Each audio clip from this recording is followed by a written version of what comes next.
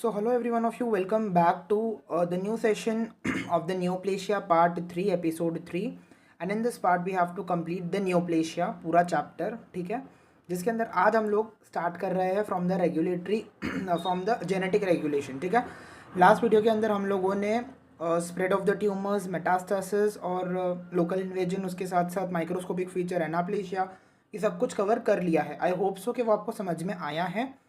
Next we are moving to the genetic regulation of the neoplasia. अभी होता क्या है, मैं अब अगर पहले फिजियोलॉजिकली अगर हम बात करें, ठीक है, तो फिजियोलॉजिकली चीज़ें क्या होती है. तो सबसे पहला, for example this is your normal cell and this is your nucleus. तो इसके अंदर मैंने बना दिया this is your nucleus and this is your normal cell. Okay, इस न्यूक्लियस के अंदर क्या होगा, इस न्यूक्लियस के अंदर होगा डीएनए. ठीक है, this is the DNA. Now DNA के अंदर you have two main genes जो काम करते हैं. तो कौन से मेन दो जीन होते हैं जो डीएनए के अंदर काम करते हैं. एक होता है प्रोटो ऑन्कोजीन, ठीक है, और एक होता है ट्यूमर सप्रेसर जीन. ये दो जीन जो है ये मेनली काम करेंगे इस सेल की माइटोसिस के लिए. अभी मैं पहले आप लोगों को फिजियोलॉजिकली समझा रहा हूँ कि फिजियोलॉजिकली अगर आपको समझ में आएंगी चीज़ें तो ही आप लोग पैथोलॉजी की तरफ जा सकते हो. ठीक है, जेनेटिक रेगुलेशन ऑफ माइटोसिस कैसे होता है. तो ये मैंने नॉर्मल सेल बना दिया, ये मैंने न्यूक्लियस बना दिया, उसके अंदर मैंने ये डीएनए बना दिया. अभी डीएनए के अंदर मैंने क्या बताया आपको कि दो मेन जीन होते हैं. एक हो गया प्रोटो ऑन्कोजीन और एक होता है ट्यूमर सप्रेसर जीन. ठीक है, जो प्रोटो ऑन्कोजीन है ये स्टिमुलेट करता है, क्या स्टिमुलेट करता है, it will stimulate mitosis. Okay, so जो प्रोटो ऑन्कोजीन है it will stimulate the mitosis, और जो ट्यूमर सप्रेसर जीन है it will inhibit the mitosis. It will inhibit, क्योंकि नाम ही है ना suppressor, that means it will be inhibiting the process of mitosis. अभी जनरली हुआ क्या, this is my normal cell. यहाँ से मेरा ग्रोथ फैक्टर का स्टिमुलस आया.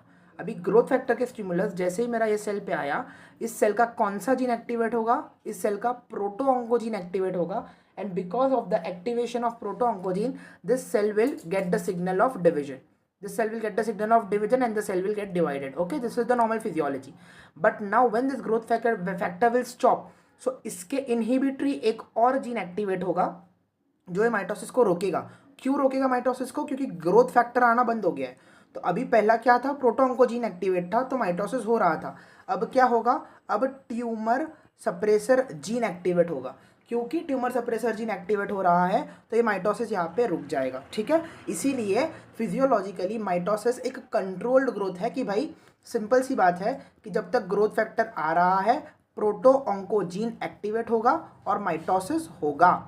जब ग्रोथ फैक्टर आना बंद हो जाएगा तो ट्यूमर सप्रेसर जीन जो है वो एक्टिवेट होगा जो माइटोसिस को भी स्टॉप करा देगा. तो ये कंट्रोल ग्रोथ है. लेकिन अब इमेजिन करो कि ये जो दो जीन हैं, कौन से दो जीन हैं, proto oncogene and tumour suppressor gene, ये दोनों जीन जो है वो एबनॉर्मली काम करने लग जाए. अगर कंटिन्यू स्टिमुलेशन हो जाए प्रोटो ऑन्कोजीन का और कंटिन्यू स्टिमुलेशन हो जाए आपके ट्यूमर सप्रेसर जीन का, तो क्या होगा. अभी इसका एक्टिवेशन हो रहा है ड्यू टू माइटोसिस हो रहा है, सॉरी इसका एक्टिवेशन हो ही नहीं रहा. For example proto oncogene will get activated excess और ट्यूमर सप्रेसर जीन एक्टिवेट हो ही ना. ठीक है, प्रोटो ऑन्कोजीन जो है it will be activate and tumour suppressor gene activate हो ही ना. तो प्रोटो ऑन्कोजीन के एक्टिवेशन की वजह से माइटोसिस होगा, लेकिन ट्यूमर सप्रेसर जीन जो कि सप्रेस करने वाली चीज़ है वो एक्टिवेट हो ही नहीं रही है, तो माइटोसिस रुकेगा भी नहीं, माइटोसिस अनकंट्रोल्ड वे में होता चले जाएगा. This is called as the genetic regulation of the neoplasm. अभी आप लोग अपन अभी नोट्स में देखते हैं तो फिजियोलॉजिकली मैंने वही बताया है कि प्रोटो ऑन्कोजीन जो है वो क्या कराएगा, माइटोसिस कराएगा. लेकिन जैसे ही ट्यूमर सप्रेसर जीन का एक्टिवेशन होगा there will be the no mitosis. ये फिजियोलॉजिकल कंडीशन है. लेकिन पैथोलॉजिकली अगर प्रोटो ऑन्कोजीन का स्टिमुलेशन एक्सेस हो जाए और ट्यूमर सप्रेसर जीन जो है वो इनहिबिट जो करने वाला है उसका मेनली इनहिबिशन हो जाए, वो स्टॉप हो जाए, तो अनकंट्रोल्ड माइटोटिक डिवीजन हो जाएंगी जिसकी वजह से it will lead to cancer. अभी मैं आपको बताता हूँ कि ये क्यों होता है. अभी फॉर एग्जाम्पल प्रोटो ऑन्कोजीन है. भाई प्रोटो ऑन्कोजीन का काम क्या है, प्रोटो ऑन्कोजीन का काम है कि वो कंटिन्यूसली माइटोसिस कराते रहे. ठीक है, सेकेंड क्या आता है, ट्यूमर सप्रेसर जीन, इसका काम क्या है कि वो इनहिबिट कराए. लेकिन क्यों प्रोटो ऑन्कोजीन में और ट्यूमर सप्रेसर जीन के अंदर एबनॉर्मल फंक्शन आएंगे, वो इसीलिए आएंगे क्योंकि यहाँ पे होता है म्यूटेशन। अभी जाते हैं हम लोग हमारे एपिसोड नंबर 1 नियोप्लाज्म के, जब मैंने आप लोगों को बताया था कि कोई भी ग्रोथ फैक्टर आता है तो ग्रोथ फैक्टर आने पे डीएनए रिस्पॉन्स करता है और डीएनए के रिस्पॉन्स से माइटोसिस होता है। लेकिन इस डीएनए के अंदर कुछ जीन होते हैं, वो अब कौन से जीन हैं?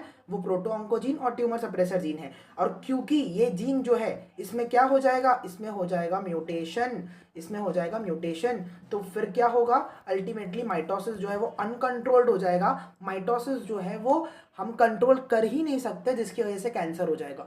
तो उस टाइम पे मैंने ना सिर्फ जीन वर्ड यूज किया था, उस टाइम पे मैंने सिर्फ जीन वर्ड यूज किया था। And now I am using it is proto oncogene and tumour suppressor gene. तो डीएनए म्यूटेशन जो है वो होता है, जिसकी वजह से एबनॉर्मल माइटोसिस होगा ही होगा। तो आप लोगों को ये चीज़ें बेसिक समझ में आती है। अभी थोड़ा सा अगर मैं आपको बताऊँ तो ये प्रोटोऑन्कोजीन जो है ये मेनली क्या है, अनएक्टिव कंडीशन में होता है। जब इसके आगे से प्रोटो हट के सिर्फ ऑन्कोजीन रिमेन होता है, it is only the oncogene. तो ऑन्कोजीन करवाता है माइटोसिस, ठीक है, not proto oncogene. Proto oncogene is inhibited part of the gene, okay, and because of the conversion to the oncogene it will result into the process of mitosis, okay, so this will happen. So ultimately यहाँ पे मैंने diagrammatic वे में भी वही बताया हुआ है कि जो प्रोटोऑन्कोजीन है वो ज़्यादा हो गया और जो ट्यूमर सप्रेसर जीन है वो कम हो गया, तो माइटोसिस अनकंट्रोल्ड हो जाएंगी and it will lead to the cancer. Okay, so I hope so कि this thing is very much crystal clear to every one of you. अब होता क्या है, अब होता ये है कि ठीक है, एग्रीड म्यूटेशनल चेंजेस हो गए। अब म्यूटेशनल चेंज होने के बाद ये जो प्रोटोऑन्कोजीन है, जो ट्यूमर सप्रेसर जीन है, ये एबनॉर्मली फंक्शन करेंगे, ओके, एग्रीड। लेकिन इसके आगे एक हमारे पास और जीन होता है, that is called as DNA repair gene. अगर प्रोटोऑन्कोजीन में और ट्यूमर सप्रेसर जीन में म्यूटेशन हो गया जिसकी वजह से ये एबनॉर्मली फंक्शन कर रहे हैं, लेकिन हमारे पास बैकअप ऑप्शन में क्या है, डीएनए रिपेयर जीन है, कि भाई देखो डीएनए में म्यूटेशन हो गया है, तो अब इस जीन का काम क्या है, जैसे कि नाम ही बता रहा है ना, डीएनए रिपेयर जीन, कि अब उसको उस डीएनए को रिपेयर कराना है। बट अभी ये भी नॉन फंक्शन हो गया, ये भी नॉन फंक्शन हो गया। तो और एक बैकअप ऑप्शन आता है, that is the apoptotic regulatory gene.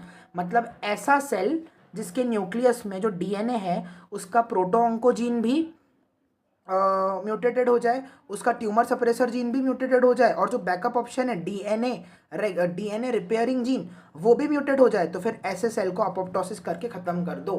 क्योंकि अगर ऐसा सेल रहा तो ये डिवाइड करते ही जाएगा और ये ट्यूमर बना देगा। तो ऐसे सेल को मतलब ख़त्म कर दो अपोप्टोसिस की मदद से, इसको डी एंड कर दो इसका। लेकिन अभी क्या हो रहा है कि ये अपोप्टोटिक जीन भी नॉन फंक्शन है, तो अपोप्टोसिस भी नहीं होगा, there is no apoptosis of such cell and ultimately cancer हो जाएगा।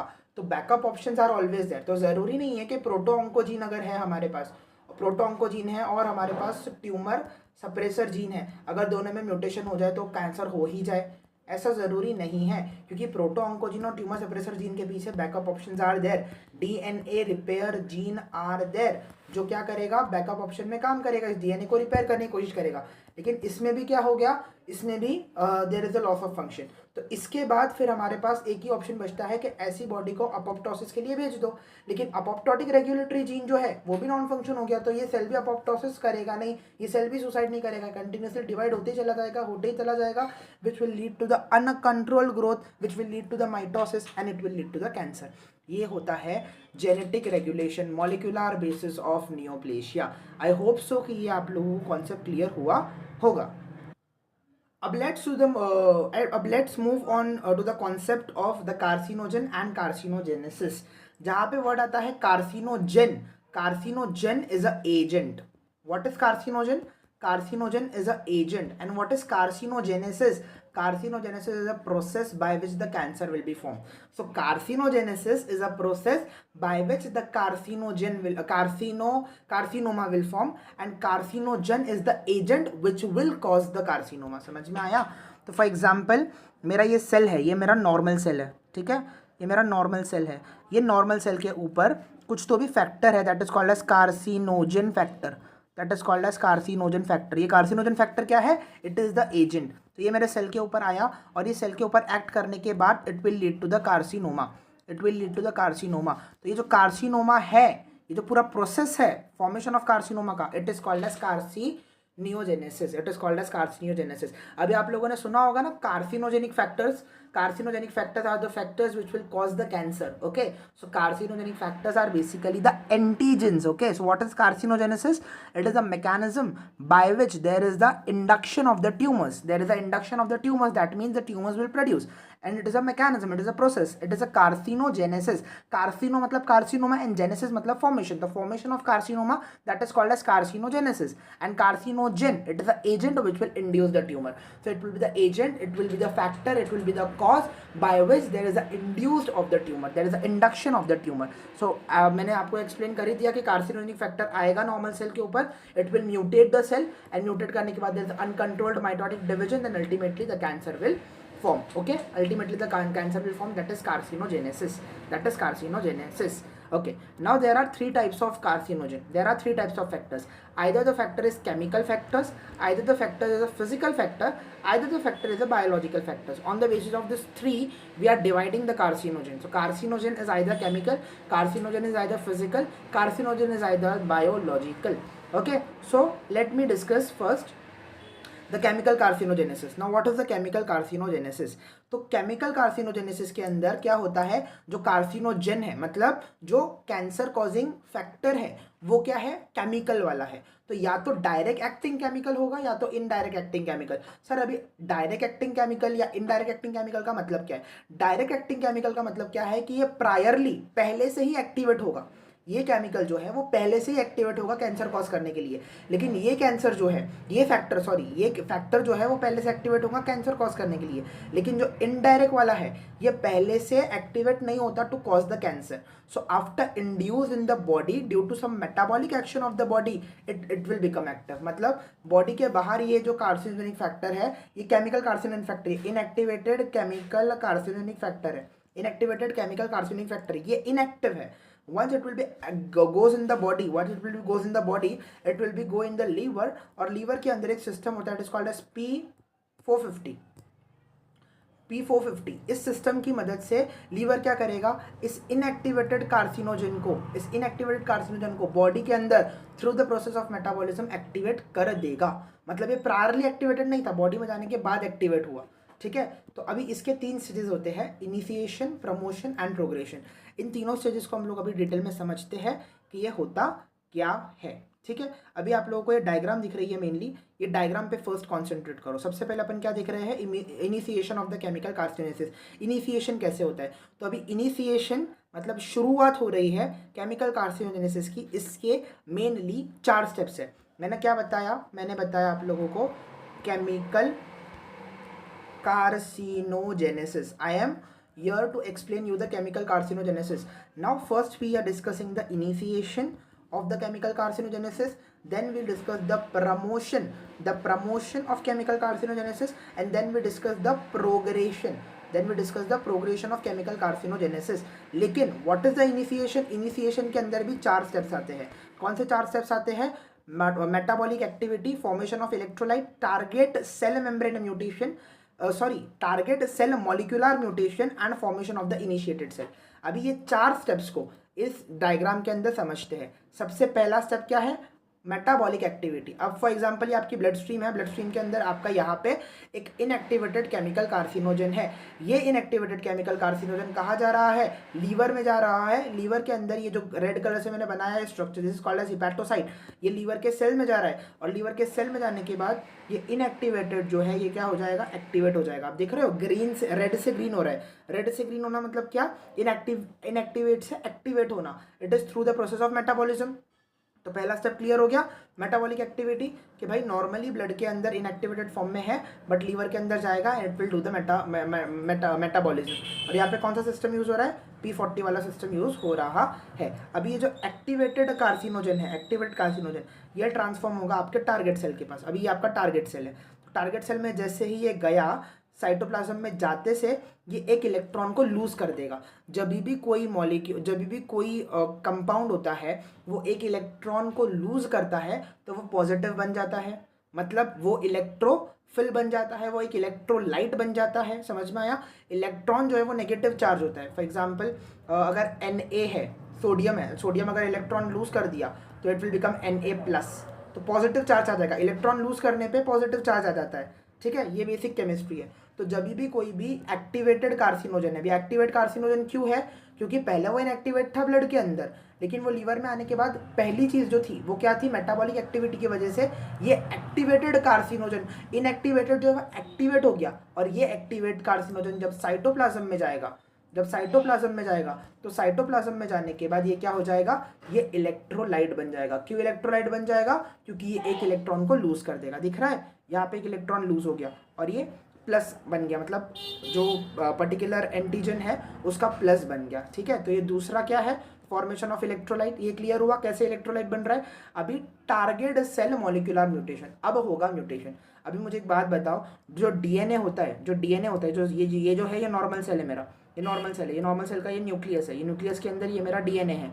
ये जो डीएनए है ये क्या है, नेगेटिवली चार्ज है, DNA is always negatively charge, और ये मेरा इलेक्ट्रोलाइट क्या है, पॉजिटिवली चार्ज। तो पॉजिटिव चार्ज जो है वो नेगेटिव चार्ज की तरफ अट्रैक्ट होगा, वो नेगेटिव चार्ज की तरफ डेफिनेटली अट्रैक्ट होगा। So once it will get attracted, जैसे ही वो हिट किया, हिट करने से तुरंत there will be the molecular mutation, there will be the molecular mutation, okay.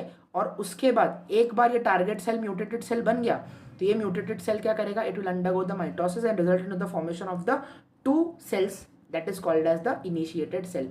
तो आखिरी स्टेप क्या है, फॉर्मेशन ऑफ इनिशिएटेड सेल। एक बार मॉलिक्यूलर म्यूटेशन हो गया, फिर मॉलिक्यूलर म्यूटेशन के बाद माइटोसिस होगा और इनिशिएटेड सेल बन जाएगा। अब ये जो इनिशिएटेड सेल बनेगा, इसका डीएनए जो रहेगा वो ऑलरेडी प्रायरली म्यूटेटेड रहेगा, उसको म्यूटेशन की ज़रूरत नहीं है। फॉर एग्जांपल ये सेल है, ये मेरा नॉर्मल सेल है, लेकिन कोई स्टिमुलस ने आके इसके डीएनए को म्यूटेट कर दिया, तो अगर ये सेल मेरा अपोप्टोसिस से ख़त्म नहीं हुआ और ये सेल ने अगर डिवाइड किया, तो ये जो 2 सेल बनाएगा, ये वाला सेल, उसका जो डीएनए है ऑलरेडी म्यूटेटेड रहेगा, बिकॉज उसकी मदर सेल जो है वो म्यूटेटेड थी। समझ में आया। तो ये इनिशिएटेड सेल जो बनेंगे, टारगेट सेल से जो म्यूटेशन हुआ, और ये जो 2 इनिशिएटेड सेल बनेंगे, ये कैसे बनेंगे, ऑलरेडी म्यूटेटेड बनेंगे। This is called as the mutation. यहाँ पे म्यूटेशन इज परमानेंट, यहाँ पे mutation will be permanent. So again I am saying the same thing. Example, ये ब्लड वेसल है, ये आपका इनएक्टिवेटेड है, इनएक्टिवेटेड जो है वो लीवर में गया, लीवर में जाने के बाद वो एक्टिवेट हुआ, पहली स्टेप कंप्लीट होते हुए मेटाबॉलिक एक्टिवेशन खत्म हुआ। अब मेटाबॉलिक एक्टिवेशन के बाद ये जो एक्टिवेटेड है, ये आपके सेल के साइटोप्लाज्म में जाएगा, साइटोप्लाज्म में जाने के बाद क्या करेगा, ये इलेक्ट्रॉन को लूज करेगा, इलेक्ट्रॉन को लूज करने के बाद ये इलेक्ट्रोफाइल बन जाएगा, इलेक्ट्रोलाइट फॉर्मेशन हो गया। अभी इलेक्ट्रोलाइट फॉर्मेशन के बाद क्या होगा, इलेक्ट्रोलाइट जो है वो क्या होगा, पॉजिटिव होगा, ठीक है। और जो डीएनए है सेल का वो नेगेटिवली चार्ज है, तो ये पॉजिटिव जो है ये नेगेटिव को हिट करेगा, क्योंकि ये हिट करेगा ये डीएनए हो जाएगा म्यूटेट। और एक बार ये म्यूटेटेड सेल ने डिवीजन किया तो ये बनाएंगे 2 इनिशिएटेड सेल, जो जिसके डीएनए ऑलरेडी कैसे रहेंगे, म्यूटेटेड रहेंगे, जिसके डीएनए ऑलरेडी म्यूटेटेड रहेंगे। यही मैंने आप लोगों को समझाने की कोशिश की है। और इसका एंड प्रोडक्ट क्या बनेगा, इसका एंड प्रोडक्ट बन रहा है इनिशिएटेड सेल, ओके। इसका एंड प्रोडक्ट क्या बन रहा है, it will form the initiated cell, and initiated cell is form in the process of initiation, hence it is called as the initiation. तो ये पहला स्टेप केमिकल कार्सिनोजेनेसिस का complete होता है, जिसके अंदर फर्दर 4 स्टेप्स है, molecular activity, formation of electrolyte, then molecular mutation of the target cell and formation of the initiated cell. Let's move ahead. अब उसके बाद आता है प्रोलिफरेशन या फिर प्रमोशन वाला स्टेप। अभी प्रमोशन वाले स्टेप में क्या होता है, एक बार जो इनिशिएटेड सेल है which will be form the initiation, मतलब इनिशिएशन के अंदर जो इनिशिएटेड सेल है वो बन गया। अभी ये क्या करेगा, ये इनिशिएशन वाला सेल जो है वो प्रोलिफरेट करना शुरू करेगा, वो डिवाइड करना शुरू करेगा, and it will become a mass that is called as tumour. Now here in the phase of proliferation और the promotion there is no DNA damage, because DNA is already damage in the initiated cell. तो मैंने आपको पहले ही बताया, जैसे ये mutated cell, ये टारगेट सेल जो है ये नॉर्मल है मेरा, लेकिन क्योंकि इसके अंदर म्यूटेशन हो गया, अब म्यूटेशन के बाद ये सेल जब डिवाइड करेगा तो इसके डीएनए ऑलरेडी म्यूटेटेड रहेंगे, तो इसके अंदर फर्दर डीएनए की डैमेज की जरूरत नहीं है, बिकॉज ये ऑलरेडी म्यूटेटेड है, क्योंकि इसकी मदर सेल ही क्या थी, म्यूटेटेड थी। समझ में आया।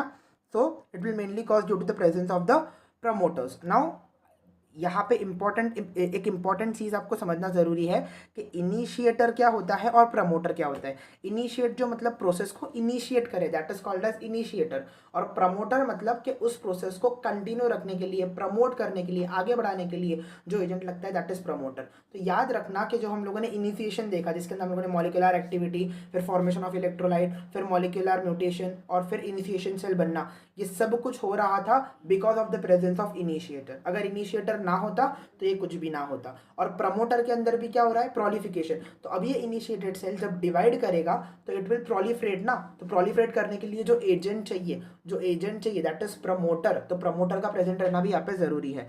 तो अभी मैं आप लोगों को डिफरेंट केसेस बताता हूँ। तो केस नंबर 1 है जहाँ पे सिर्फ हमारे पास इनिशिएटर है, मतलब इनिशिएशन की प्रोसेस हो गई लेकिन प्रमोटर नहीं है। तो जो दूसरी फेज है हमारी, that is the phase of qualification, that is the phase of promotion, वो होगा ही नहीं। Hence there is no tumour, hence there is no tumour. उसके अलावा अगर सिर्फ प्रमोटर है हमारे पास, अभी पहले सिर्फ इनहिबिटर था, सॉरी पहले सिर्फ इनिशिएटर था तो ट्यूमर नहीं बना। सेकंड में सिर्फ प्रमोटर है तो भी ट्यूमर नहीं बनेगा, क्योंकि इनिशिएटर और प्रमोटर दोनों चाहिए। अभी अगर प्रमोटर पहले आ गया और इनिशिएटर बाद में आ रहा है, initiator promoter is followed bye initiator, तो इनिशिएटर बाद में आके प्रोसेस इनिशिएट करेगा, ठीक है, इनिशिएटर बाद में आके प्रोसेस इनिशिएट करेगा। प्रमोटर पहले आ गया तो भी कोई मतलब नहीं है, यहाँ पे भी ट्यूमर नहीं बनेगा। क्यों ट्यूमर नहीं बनेगा समझ रहे हो? ट्यूमर इसीलिए नहीं बनेगा क्योंकि इनिशिएटर अगर पहले रहता और प्रमोटर उसके बाद आता तो ही ट्यूमर बन पाता, क्योंकि इनिशिएटर इनिशिएट करेगा और प्रमोटर फिर उसको प्रमोट करेगा। लेकिन पहले ही प्रमोटर आ गया तो प्रमोटर प्रमोट किसको करेगा? जब तक प्रोसेस इनिशिएट ही नहीं होंगी तब तक। आप समझ रहे हो मैं क्या बोलना चाह रहा हूँ? अभी ऊपर वाले 2 केस लेते हैं। इनिशिएटर अगर पहले है which is followed by the promoter with no gap, वहाँ पे कोई टाइम लिमिट, वहाँ पे कोई टाइम गैप नहीं है। इनिशिएटर रिलीज हुआ, इनिशिएशन की प्रोसेस कंप्लीट हुई, तुरंत प्रमोटर रिलीज हुआ, प्रमोटर वाली प्रोसेस हुई, तो इट विल कंटिन्यू। यहाँ पे कोई टाइम लूप नहीं है, still the tumour will form, tumour बनेगा। और अगर सम टाइम गैप हो भी जाए तो भी ट्यूमर बनना ही है, क्योंकि इनिशिएशन के अंदर ऑलरेडी इनिशिएटेड सेल तैयार है, अब उसको सिर्फ प्रमोटर चाहिए उसको प्रोलिफरेट करने के लिए, तो भी ट्यूमर बनेगा। तो बस कंडीशन ये है कि पहले हमारा इनिशिएटर आना चाहिए, ठीक है, और इनिशिएटर के बाद फिर प्रमोटर आना चाहिए। फिर मतलब नहीं है कि इसके बीच में कितना गैप है, अगर ये तुरंत होता है तो भी ट्यूमर बनेगा, और अगर ये विद टाइम नहीं होता, टाइम अगर इसमें मतलब टाइम का इसमें अगर गैप लग रहा है तो भी प्रमोटर की मदद से प्रमोशन होगा और ट्यूमर जो है वो बनने ही वाला है। तो यहाँ पे अभी मैंने आप लोगों को पूरा एक फ्लो चार्ट में केमिकल कार्सिनोजेनेसिस एक्सप्लेन किया है। सबसे पहले क्या होता है, इनएक्टिवेटेड केमिकल कार्सिनोजन था, उसने लीवर में एंट्री ली, ठीक है, मेटाबॉलिज्म, ये पहला प्रोसेस मेटाबॉलिज्म का हो गया। अब उसके बाद ये जो एक्टिवेटेड मेटाबॉलिक एक्टिविटी हो गई लीवर के अंदर P40 के जरिए से, उसके बाद अभी ये जो एक्टिवेटेड है it will be activate, and जो इनएक्टिवेटेड केमिकल कार्सिनोजन था उससे वो एक्टिवेट हो गया, ठीक है। उसके बाद जो एक्टिवेटेड कार्सिनोजन है when it will go into cytoplasm, तो ये डेफिशिएंसी ऑफ इलेक्ट्रॉन, मतलब क्या, ये इलेक्ट्रोफिलिक बन जाएगा, इलेक्ट्रोलाइट फॉर्मेशन हो गया। अभी डीएनए जो है वो नेगेटिव चार्ज है, लेकिन जो आपका इलेक्ट्रोलाइट है वो पॉजिटिव चार्ज है, तो वो क्या करेगा, उसकी तरफ अट्रैक्ट होगा, which will cause the molecular mutation. अभी एक बार म्यूटेटेड सेल जो है वो इनिशिएटेड सेल में कन्वर्ट हो गया, फिर इनिशिएटेड सेल जो है यहाँ तक क्या हो गया आपका, the process of initiation. Initiation में क्या हो गया, अल्टीमेटली जो इनिशिएटेड सेल है वो बन के तैयार हो गया है। अब उसके बाद फिनोटाइप, अब उसके बाद क्या होगा, ये इनिशिएटेड सेल जो है ये अंडर को करेगा proliferation which will result in the formation of the tumour, and then according to the phenotypic features of the malignancy appears, मतलब symptom appearance, that is the progression, ठीक है। डिजीज का progression कब होता है, जब डिजीज के सिम्टम्स बढ़ने लगते हैं, that is the progression. Promotion तक प्रोलिफिकेशन हो जाएगा। तो फॉर एग्जांपल कोई इनएक्टिवेटेड कार्सिनोजन आया, वो एक्टिवेट हुआ, इलेक्ट्रोलाइट फॉर्म किया, इलेक्ट्रोलाइट फॉर्म करने के बाद म्यूटेट किया, म्यूटेट करने के बाद इनिशिएटर सेल बना, ये इनिशिएशन हो गया। अभी ये इनिशिएटेड सेल जो है वो प्रोलिफरेट करेगा, प्रोलिफरेट करने के बाद ये एक ट्यूमर मास बना लिया, ठीक है। अब ये ट्यूमर मास बनाने के बाद इसके जो भी फिजिकल सिम्टम्स है वो अपीयर करेंगे, वो अपीयर किसके फॉर्म में करेंगे, it will be in the phase of the progression, ठीक है। तो इनिशिएशन में जो ट्यूमर सेल है वो म्यूटेट होंगे, सॉरी जो नॉर्मल सेल है वो म्यूटेट होके इनिशिएशन सेल बनाएंगे, जो प्रमोशन वाला है उसमें मास बनेगा ट्यूमर का, and then it will be formation of the sign and symptom, that is the progression. तो ये 3 फेज के अंदर हम लोगों ने केमिकल कार्सिनोजेनेसिस को कंप्लीट किया है। आई होप सो कि आपको ये समझ में आया है। देखो कुछ एग्जांपल यहाँ पे दिया, जैसे कि अल्कलाइनिक एजेंट जो है it will cause the bladder cancer, it will cause the acute leukaemia, leukaemia मतलब blood cancer.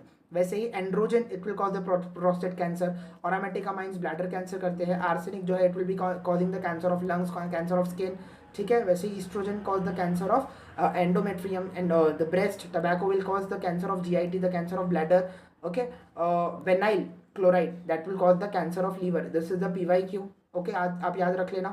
benzene it will cause the leukemia, and nitrate it will cause the gastric cancer. So these are the different types of the chemicals which is acting as a carcinogen, which will cause the different types of cancer, okay, now we move to the physical carcinogenesis. अब physical carcinogenesis के दो example हमारे पास है। एक तो जो UV light से हो रहा है, that is also due to the carcino, that is the physical carcinogen and ionization radiation. अभी मैं आपको एक्सप्लेन करता हूँ। अभी आप लोगों को पता होगा कि जो हमारी सनलाइट होती है, सनलाइट से हमारी जो रेज आती है that is called as UV rays, अब ये यूवी रेज की तीन सब यूनिट्स होती है। एक होती है यूवी अल्फ़ा, एक होती है यूवी बीटा और एक होती है यूवी गामा। तो ये जो यूवी गामा वाली रेज है ये हमारे अर्थ के सरफेस तक पहुंच ही नहीं पाती क्योंकि ये ओजोन से ब्लॉक हो जाएगी, ठीक है। और जो यूवी अल्फ़ा है ये हमारे लिए अच्छी रेज होती है, हेल्पफुल होती है, ठीक है। This is responsible for synthesis of the cholecalciferol. Cholecalciferol मतलब क्या, vitamin D, that is UV A. तो यूवी ए हमारे लिए अच्छी है, यूवी गामा हमारे लिए आती ही नहीं है, यूवी सी हमारे पास आती ही नहीं है। तो बचा क्या, यूवी बी। एग्जैक्टली।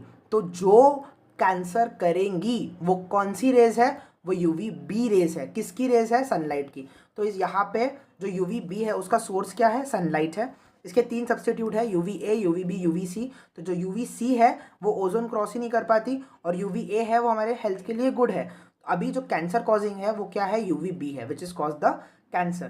तो अभी तीन टाइप के कैंसर्स हैं जो कि यूवी लाइट से कॉज होते हैं, that is squamous cell carcinoma, basal cell carcinoma and myeloma, ठीक है। Melanoma, not myeloma, melanoma.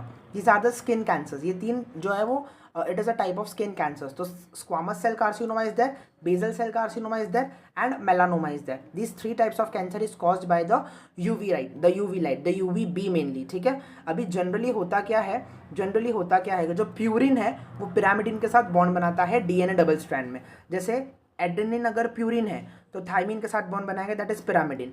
Cytokinin अगर साइटोनिन अगर प्यूरिन है तो ग्वानिन के साथ बॉन्ड बनाएगा, दैट इज पिरामिडिन। मतलब बेसिकली जो प्यूरिन होता है वो पिरामिडिन के साथ बॉन्ड बनाता है, वो पिरामिडिन के साथ बॉन्ड, ये नॉर्मल है, ठीक है, ये नॉर्मल है। लेकिन यूवी रेस की वजह से, स्पेशली यूवी बी की वजह से क्या होता है, प्यूरिन पिरामिडिन बॉन्ड नहीं बनता। पिरामिडिन फॉर एग्जाम्पल अगर एडेनिन के साथ थाइमिन है और साइटोनिन के साथ अगर ग्वानिन है तो ग्वानिन हो जाएगा या थाइमिन हो जाएगा, मतलब पिरामिडिन बन जाएगा बॉन्ड, ठीक है। अब यहाँ पे प्यूरिन का रोल ही नहीं है, पिरामिडिन बन गया। एग्जाम्पल दे रहा हूँ सिर्फ आपको। तो पिरामिडिन डायमर फॉर्मेशन हो जाएगा डीएनए के अंदर, जो कि बेसिकली म्यूटेशन ही है। तो ये म्यूटेटेड सेल फिर क्या बनाएगा, वही इनिशिएटेड सेल बनाएगा और उसकी वजह से आपको क्या हो जाएगा, कैंसर हो जाएगा, ट्यूमर हो सकता है। तो यूवी बी जो है that is result into the formation of the pyrimidine dimer in the DNA, that is the mutation and after the mutation it will form the tumour, okay. Similarly यहाँ पे ionization radiation के case में source क्या है, x ray. तो x ray के अंदर हमारी अल्फा रेज होती है, बीटा रेज होती है, गामा रेज होती है। ये सारी रेज जो है ये क्या करती है, मेनली आयोनाइजेशन। अभी यहाँ पे मेनली कौन से कैंसर होते हैं, ल्यूकेमिया होते हैं और थायराइड कैंसर। ल्यूकेमिया के अंदर लेकिन एक्सेप्शन है, सीसीएल मतलब क्या, क्रोनिक लिम्फोसाइटिक ल्यूकेमिया। ये टाइप एक ऐसा टाइप ऑफ ल्यूकेमिया है जो कि आयोनाइजेशन रेडिएशन या फिर एक्सरे से नहीं होता। इसके अलावा जितने भी ल्यूकेमियाज हैं वो सारे के सारे ड्यू टू द एक्सरेज होते हैं। जो थायराइड कैंसर्स है वो आयोनाइजेशन रेडिएशंस की वजह से, एक्सरेज की वजह से होते हैं। अब इसका क्या लॉजिक है, जो आयोनाइजेशन रेडिएशन है ये क्या करता है, डिसलॉज करता है आयन्स फ्रॉम द H2O। अभी अगर H2O से आयन डिसलॉज होंगे तो मेनली क्या फॉर्म होता है, OH माइनस, H2O2 और आपको पता है ये OH माइनस, H2O2 ये बेसिकली क्या है, it is a free radicals.